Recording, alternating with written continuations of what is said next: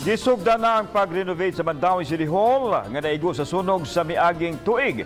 Subsob ang restoration nga himuon labi na kay karaan na ang naasong edifisyo. Ang report ni Nico Serino.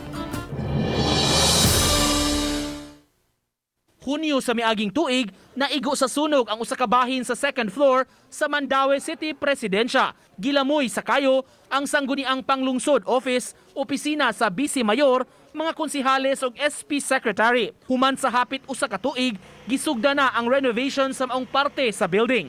Sa pagtrabaho sa contractor, giuna nila ang pagkuha sa kisame ug atop aron mailisan og bag-o. Hingpit unang gihawanan ang mga opisina aron mapaspasan ang trabaho. I-restore yun hasta ang opisina na ko, i-restore ko tanan, good as brand new, good for human nila sa 6 months, 180 days. 8 milyones pesos ang budget alang sa renovation sa karaan nga edifisyo. Sa pagkakaron, ang apektadong mga buhatan, temporaryo nga nag-opisina sa second floor sa merkado. Restore yun tanan, pero inibalik sa mga city councilors, ma-assume na po sila sa office nila nga na diretso na mga cubicle na.